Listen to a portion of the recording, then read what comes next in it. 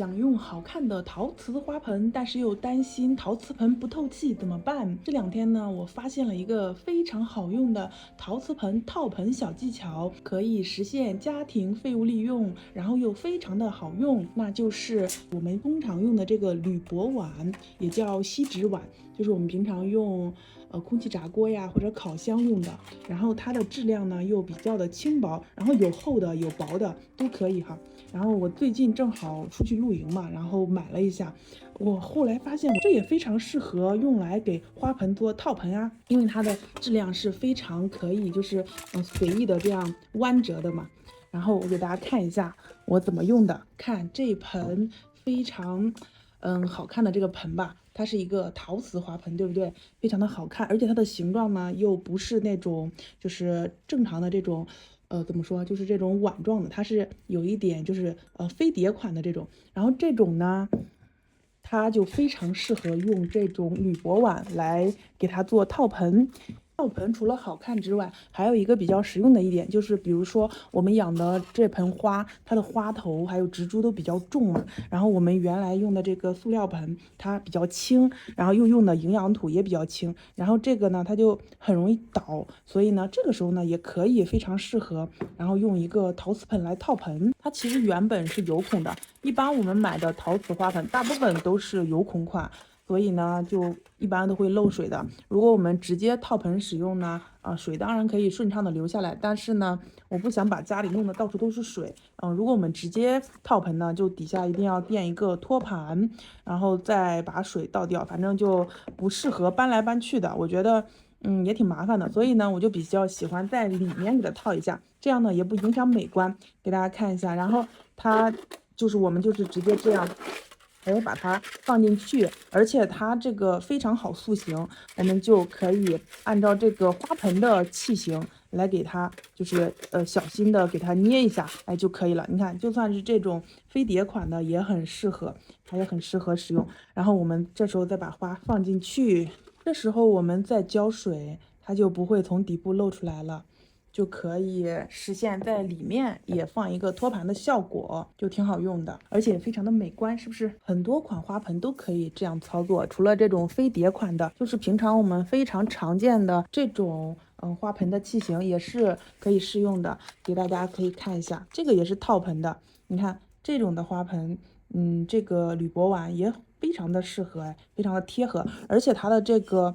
高度也很适合，就是不会像托盘一样就特别窄，特别就是浇一点水之后，可能还没有浇透呢，它就全部都露出来了，流出来了。这个的话，它的深度的话也是有的，所以也比较适合，而且也比较适合这种正在开花的植物，因为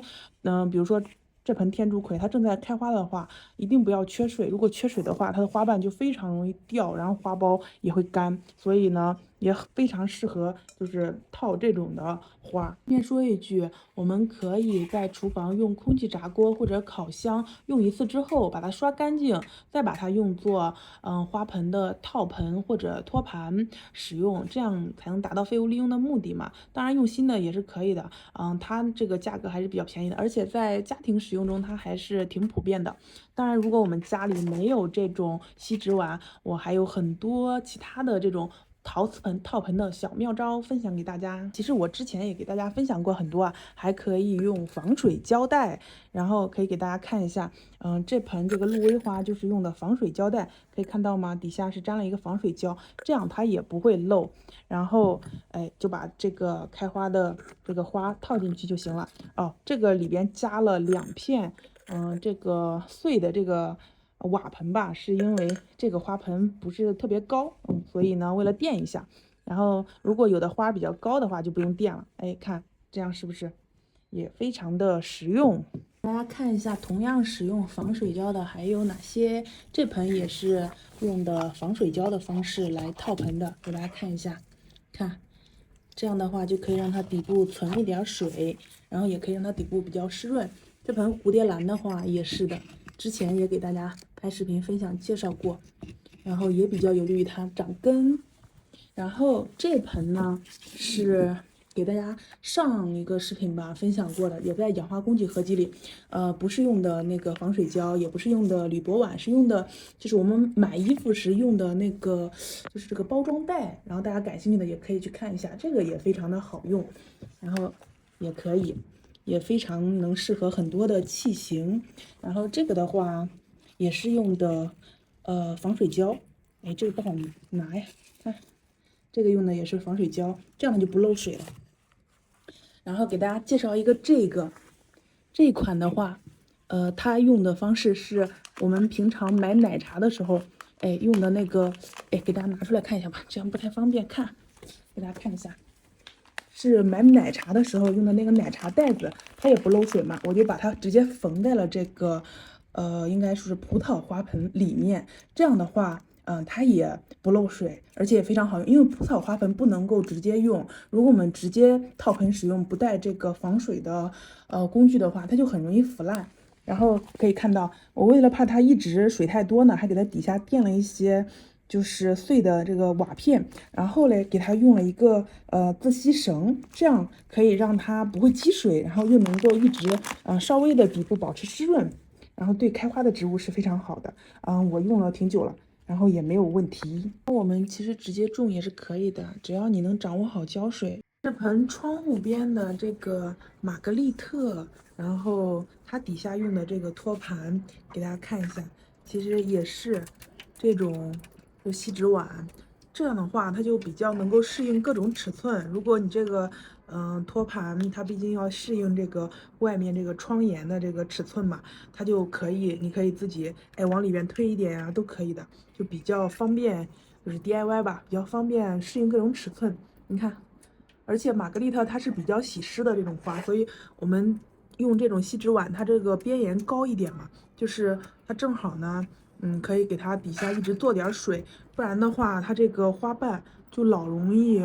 就是干掉。然后就开不好了，所以我一般都是会往它这个里面一直加点水，保持它湿润。然后可以看到我窗沿小花架上的这几盆月季都是用的铝箔碗做的托盘。为什么不用这种托盘呢？因为这种托盘要不然就是盘子比较小，然后浇水呢就浇不透，它就流出来；要不然你用托盘大一点的话，然后它们之间这个空间不是不够嘛，它们之间就会相互打架。然后铝箔碗呢，它这个。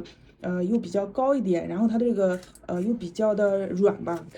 我们可以给它就是，如果它真的就是碰到了，可以给它往这边按一下，然后它就可以了，它们之间不会相互的干扰，就非常的好用。然后用作月季，用作这种窗沿小花架上的托盘就非常的适合。给大家看一下我的月季。也挺好看的，这个品种是啥来着？我已经不知道了，但它真的好清香啊！然后开的时候像包子一样，好好看啊！这个品种是啥我都忘了，到时候查一下订单吧。然后，但是呢，我一定要告诉自己克制住，千万不能再入新的月季品种了，因为月季在阳台上种，真的一直有红蜘蛛，春夏秋冬4个季节都不断，不管你怎么预防，然后打药，哎，它一直都会有，所以还是比较心累的。我一直都需要经常给它们冲水，然后打药等等的，所以呢，好看是好看，也要忍住啊。然后最近我给它放到这个比较通风的地方，月季还是比较喜欢强光照的，希望这样能让它们的病虫害少一点吧。